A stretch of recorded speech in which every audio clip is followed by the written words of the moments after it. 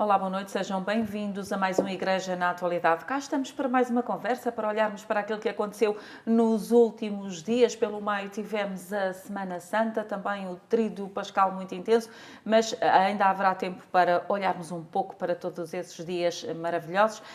Padre José Luís Borga, tudo bem consigo? São da Páscoa. Hoje é domingo de Páscoa. É, não é? É, sim, senhor. Muito bem. Portanto, viemos em pleno domingo de Páscoa. Exatamente. É maravilhoso. Não conseguimos ver isso. E começamos a olhar também por um momento importante, há 70 anos, não é? A primeira transmissão de uma mensagem de um Papa pela televisão, neste caso que foi o Papa Pio XII, é isso? Pio XII, certo. Pio XII, que a 17 de abril de 49, olha, em 49 faltava ainda um bocadinho para eu nascer. Então, eu nasci em 64, portanto, um bocadinho antes. E já naquela altura foi a primeira transmissão em domingo de Páscoa do Papa Pio XII. Nós temos as imagens, vão estar só a ver-se. E ele e há uma referência feita neste domingo de Páscoa a este momento, porque o Papa, afinal, o que diz e o que é próprio a ordem do domingo de Páscoa é ir e dizer a todos a boa notícia, a boa nova. E hoje, o que não passa na televisão como notícia, às vezes não está a acontecer. Ou se está a acontecer, tem que passar na televisão. Nós, para conferir, às vezes, se o nosso vizinho sempre bateu à nossa porta, o melhor é ir ver à televisão, mas é as câmaras de vigilância, já não é propriamente. Não deixa de ser uma televisão. Não é? E, portanto, temos aqui que marcar este momento, porque, afinal, é uma forma de nós dizermos que a evangelização hoje faz-se com todos os meios, e não há meios que sejam inop, como se diz assim, estarem fora do desafio de levarmos o Evangelho a toda a gente. E eu espero que também aqui, por estarmos na televisão, ora aqui estamos nós, a dizer a mesma coisa. No fundo, o que nós estamos a fazer é o que há 70 anos, pela primeira vez, o Papa fez no Vaticano, foi usar a televisão para, no caso, foi uma mensagem para Paris, para a França, nem de propósito. Depois vimos o que vamos ver a seguir. Portanto, se os Papas usam, os padres também aqui estão e os leigos também, para fazer exatamente a mesma tarefa. Levar a todos a notícia, a boa nova, de que Cristo está vivo, está connosco. As palavras do Papa diziam exatamente, quero recordar os 70 anos, há 70 anos atrás, precisamente na Páscoa de 49, um Papa falava pela primeira vez na televisão. O venerável Pio XII se dirigia aos espectadores da TV francesa, enfatizando com os olhos do sucessor de Pedro e dos fiéis, também que podiam encontrar-se através do novo meio de comunicação. Portanto, hoje em dia, vemos as transmissões diretas das cerimónias, desde a Via Sacra até às celebrações da Vigília Pascal, do Lava-Pés, a gente hoje quase assiste. Os meus paroquianos têm mais facilidade em acompanhar, se quiserem, a homilia diária do Papa em Santa Marta do que a homilia do Prior nas igrejas paroquiais de que sou pároco. Muito bem. Então avançamos desde já para Notre-Dame, aquele incêndio que deixou o mundo de lágrima no canto do olho, diria eu, e de facto agora há que colocar mãos à obra. Vamos dizer, nós andámos no Tríduo Pascal, isto foi na quinta-feira, estávamos na quarta. Quarta-feira. Íamos entrar no Tríduo Pascal. Estávamos nós a preparar-nos para viver a entrega de Cristo por nós e somos surpreendidos. Eu fiquei estarrecido a olhar e a ver quase incrédulo como é que as chamas evoluíam e iam devorando toda a cúpula e ainda pus hipótese, ainda chegou a ver imagens das próprias torres que estão na frente da catedral. E porquê isto? Porque também na televisão fez-nos estar todos, no mundo inteiro, e foi uma comoção, diria, mundial, como se estivesse a arder a nossa própria casa. No fundo, de algum modo, não só porque estamos no coração da Europa, estamos no templo mais visitado da Europa e num registro histórico de milénios de história, não só de França, mas também do que é a arte gótica, do que é a expressão da comunicação da fé.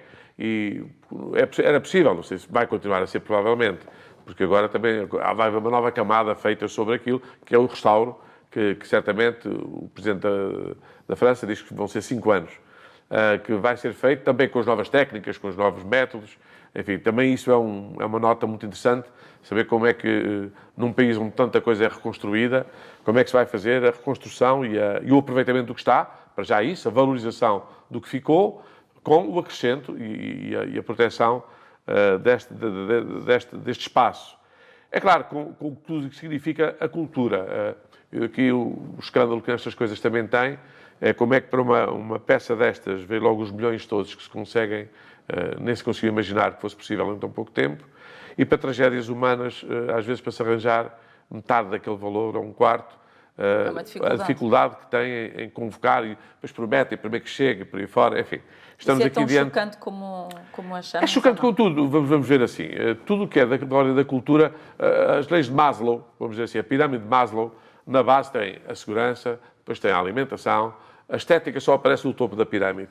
A estética e a dimensão, diria, psíquica, a dimensão cultural. Quando nós vemos o que custa um cálice, não é? E quanto é que o padre ganha por mês, quer dizer, vamos ver. Estou a dizer porque eu dei agora, por ser uma coisa que eu... Não é? Quando a gente vê o que se gasta numa jornada cultural, sei lá, num museu...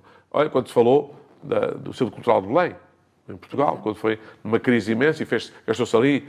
Quando se gastou aqui na Catedral da Santíssima Trindade, na Basílica da Santíssima Trindade. E quando a gente vê estas coisas, a gente acha sempre que o dinheiro para essas coisas é mau emprego. Mas a verdade é que nós, sem alma, não vivemos no resto. Quer dizer, e aqui, é evidente, num espaço muito curto, a gente quando tem, que diria, dimensões muito estreitas, há coisas que nos escapam claramente. Não é? Porque é que um pai decide dar o fio de ouro ao filho? Daquelas coisas que antigamente se dava, não sei se ainda está, nos batizados. Nos batizados. É verdade, não é? Porque é um fio de ouro, não é para comer, não é para nada, deixa eu deitar de dia fora, mas vai lá a gente perceber que as necessidades estéticas e culturais são tão importantes quanto o pão para a boca, nem só de pão vive o homem. E pobres sempre a vez de ter. Quer dizer, ao mesmo tempo, num país onde há notícia de muitos incêndios de muitas igrejas e outras são destruídas, existem estes monumentos que não é só religiosos, são culturalmente muito significativos. São um lugar de identidade. Imagina-se o que era arder-nos, por exemplo, aqui o Mosteiro da Batalha, por exemplo, o que seria para a identidade nacional, para tudo o que é o modo de ser português, o quanto aquilo era uma perda. No entanto, a vida continua. Nós, vamos dizer assim, as catedrais, por mais que sejam importantes, elas são passageiras, não é? São tão voláteis quanto tudo o que é material. Tudo o que o homem faz é fruto da arte humana, mas tem o risco de... Só o que Deus fez e que às vezes está estragado, é que parece que ele não desiste de ser eterno. O resto é passageiro. No entanto, eu estava aqui a comparar, não tanto com esse escândalo, que também se compreende, e que às vezes nós não conseguimos, de uma forma muito imediata, dirimir. O escândalo faz sentido. Eu estou-me a lembrar que eu tinha visto imagens antes da Catedral da Beira, que é praticamente um barracão, que aquilo ardeu tudo o teto, vamos dizer assim, as paredes não tinham, e as imagens estão aí também, a comunicação social deu-nos imagens quase em direto. E, por exemplo, custa meia dúzia diria, de ábsides desta catedral, erguia 4 daquelas, quer dizer, e vamos dizer assim, em boa verdade.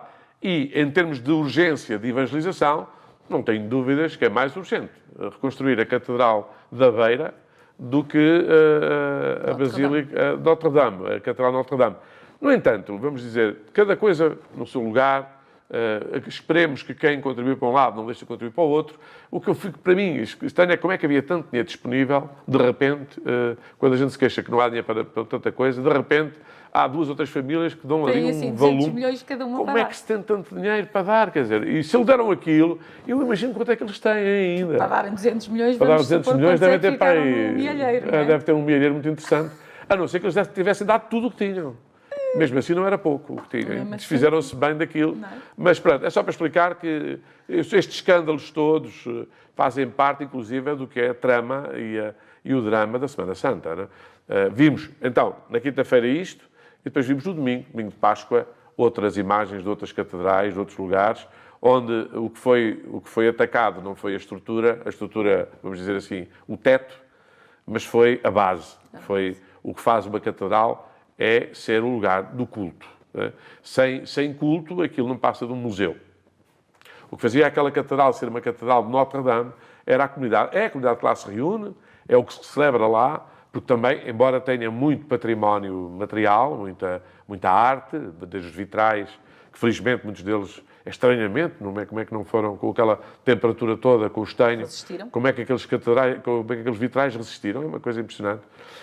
E depois havia leituras fanáticas. Eu estou-me a lembrar só de uma que achei muita graça, não trouxe aqui, que foi aquela malta mais, vamos dizer assim, mais tradicionalista, conseguiu ver no altar, que não estava por baixo da ábside, portanto, e é evidente que esse altar ficou reservado e não caiu nada em cima, onde tem uma cruz, não é? Também tem aquela cruz que aparece sempre nas imagens. Então houve alguém que disse, imagine-se, os paus de cera, as velas, não derreteram. Depois, se visse mais imagens, ia ver que todas as coisas não derreteram porque aquilo não era cera. Eram uns tubos que imitar a cera. Se tivesse visto mais imagens, não tinha chegado a uma conclusão dessas. Para dizer que aquele altar, sim, Deus protegeu, porque aquele altar do rito de Pio XI, não é? De costas, aquele rito tridentino, sim, esse é que é da tradicional. Veja-se como Deus está a dar uma mensagem. Só para dar este exemplo, há sempre leituras fanáticas, até dentro da religião, que vão sempre buscar a quinta perna do gato para falar das suas convicções. Muito bem. Continuamos um pouco a olhar também para os mártires cristãos. Se olharmos àquilo que tem acontecido ultimamente, esta é uma questão que está longe de ficar resolvida. Não, esta é a história muito simples. Como é que se vai a uma celebração pascal para celebrar a vida e se fica mártir lá? A história é, como dizia Santa Teresinha de Ávila, agora percebo porque é que tens poucos amigos. Quer dizer que o ódio faz vítimas em todo lado, o fanatismo cega em qualquer sítio e desumaniza a este ponto. Não sejamos ingênuos, isto não é uma questão... É uma questão religiosa, sem dúvida, tem lives de religião, mas não é, sobretudo, ainda que tenha, diria assim, uma roupagem religiosa, ela tem, sobretudo, a marca de uma desumanidade que levou a matarem Deus. Aquela desumanidade que a gente vê dos subsacerdotes, dos escribas, dos doutores da lei, a levarem Jesus Cristo ao patíbulo da cruz, é a tal cegueira que Jesus diz, Pai, perdoa, eles não sabem o que fazem. E aí é que está o problema, é que cultura é esta que leva as pessoas a ver uma tal ignorância que nem têm distância crítica para se auto-reverem, para se projetarem.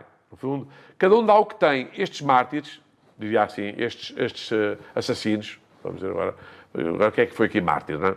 Estes assassinos dão o que têm, porque eles dentro deles só têm ódio e morte. Não é? Cada um dá o que tem. Eles querem, não se importam de morrer, desde que a sua morte significa a morte de muita gente. Quando o mártir é o contrário, não se importa de morrer, desde que a sua morte significa a vida de muita gente. Enquanto os mártires dão a vida pelos outros, estes kamikazes, estes homens, dão a sua vida para tirar a vida dos outros. Isto é totalmente invertido ao que é a condição humana. Ora, o que o Papa tem aproveitado para nos recordar, testemunhar a ressurreição não é dizer que a gente está a salvo destas misérias humanas. Não é? Aliás, a gente vê muita gente, muitos santos, que foram mártires precisamente por causa desta cegueira. A questão que se funde é saber que a injustiça, e isto é uma grande injustiça, quem celebra a vida, morrer a celebrar a vida, ao mesmo tempo, podia ser uma boa bobedeira, não é? A gente celebra tanto que até morre, não é? Mas, ao mesmo tempo, ele fala disso também, ao mesmo tempo fala disso é o bispo do Sri Lanka, já lá chegaremos, mas diz que a nossa maneira é saber, este saber não é um saber de sabedoria, não é um saber feito de uma indução dos factos, quer dizer, caramba, eu se soubesse, eu não ia-me lá, não me ia oferecer para lá estar, que sorte eu tive a não estar lá. Digo eu, mas ao mesmo tempo posso dizer assim, não, eu acredito que estas injustiças É preferível, agora vou fazer aqui um calculismo muito, se calhar, difícil de apreender à medida que vou falar, mas é preferível eu morrer suportando uma injustiça, sabendo que ela é injustiça, do que uma pessoa que acha que aquilo não faz essa leitura, ser a vítima. É a diferença entre Jesus Cristo dizer, não são vocês que me tiram a vida, sou eu que a dou. Portanto, ele acaba por estar... é muito melhor, vamos dizer assim, é muito melhor morrer quem acredita e sabe que a morte não tem a última palavra, do que pensar, como muita gente pensa, que a morte acaba com tudo. Não é? Nós acreditamos, e é por isso que depois rezamos com os defuntos, que a vida, esta é uma passagem. Nós passamos, e o que celebramos na Páscoa é exatamente isso. Da morte, da esterilidade, do vazio, da escuridão, das trevas, brotou uma luz. E essa luz é a ressurreição de Jesus Cristo. Aquela gente, umas crianças iam fazer a primeira comunhão, estava a família toda, e famílias inteiras que caíram lá, no fundo morreram, eu digo às vezes na brincadeira, atenção, estou a dizer isto agora na televisão, que não sirva só de mote para a minha própria morte, mas um momento onde eu gostava mesmo de morrer, se eu pudesse escolher, era a celebrar a Eucaristia. Porque ali estou a celebrar que a minha vida só faz sentido em ser doação total em Cristo para os meus irmãos. E qual é o sítio onde eu celebro isso diariamente, senão na Eucaristia? Não é? Para qualquer cristão, por isso, a morte não é um acidente, a morte é o lugar da sua expressão de fé, da entrega, da passagem, da Páscoa, da passagem, da Páscoa do cristão. E estes mártires, foram mártires por causa disto mesmo, porque foi por causa da fé e da celebração da fé que lhe tiraram a vida, mas também foi na celebração da fé que eles ofereceram a sua vida. Se quisermos entender isto, o primeiro mártir da Igreja chama-se Estevão, morre aos pés de um outro grande homem da Igreja, que é Paulo, e ele, enquanto está a ser apedrejado, reza pelo que eles estão a matar e pede que Deus não leve em conta este pecado deles. Não é?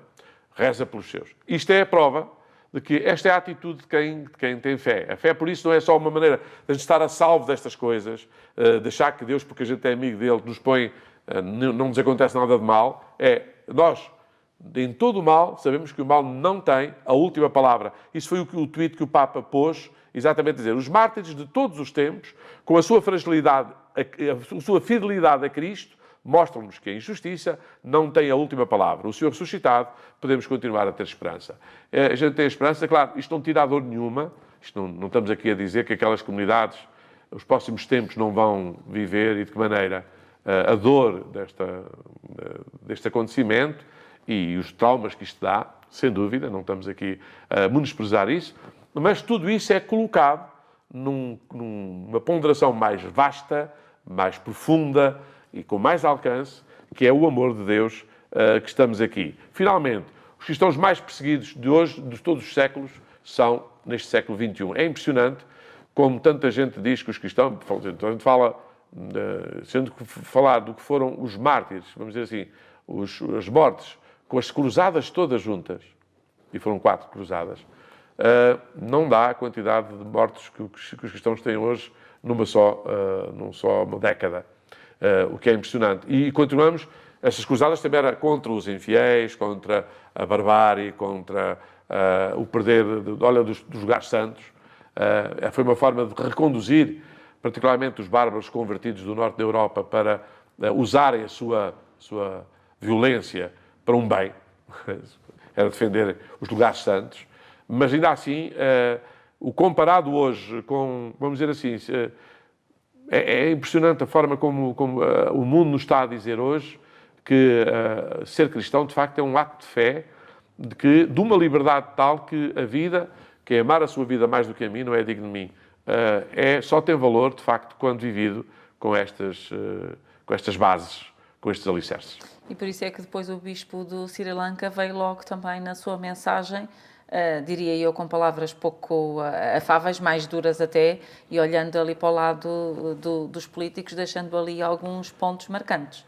É verdade, porque depois também, vamos ver, estamos num país que é de grande maioria budista, que às vezes também tem dentro do budismo correntes contra estas minorias, quer os muçulmanos, quer os cristãos, e os cristãos destas coisas podem até ser ponte ponte, e a gente tem visto imagens, mesmo do Sri Lanka, de, por exemplo, monges budistas a irem contra os políticos. Quer dizer, há ali uma tensão muito forte entre a dimensão espiritual e a dimensão material, se quisermos, entre a polis, as coisas da cidade, e as coisas de Deus. Ou, se usarmos a imagem de Santo Agostinho, entre a cidade de Deus e a cidade dos homens.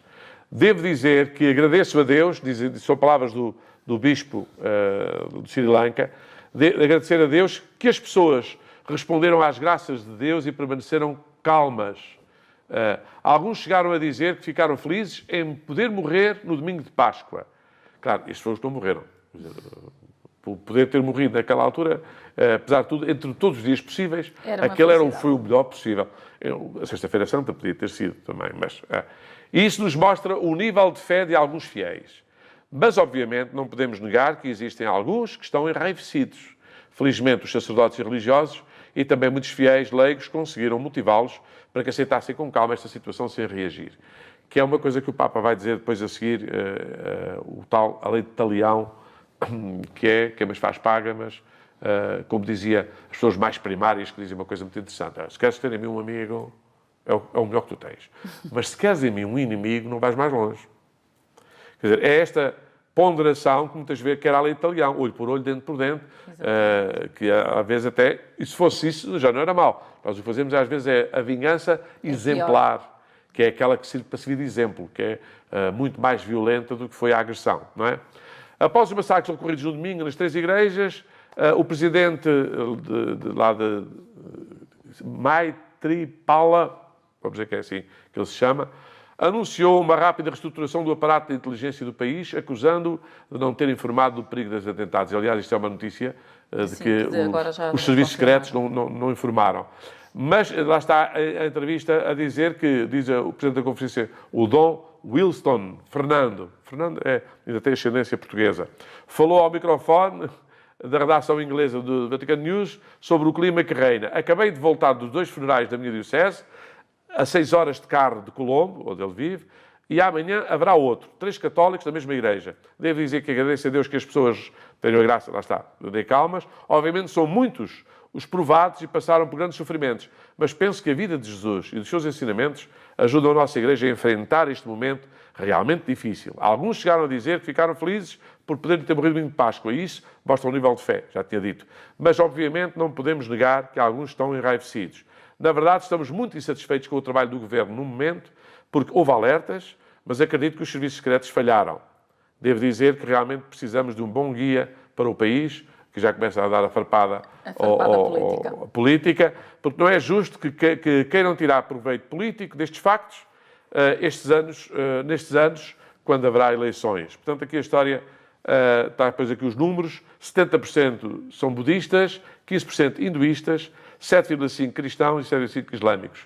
E é nestes grupos que aparecem sempre as ovelhas negras, vamos dizer assim, as pessoas que não sabem ler as escrituras, já lá chegaremos depois mais à frente, que veem tudo a partir da sua necessidade de se afirmarem. E afirmam-se humilhando os outros, que é uma coisa que só os fracos fazem, não?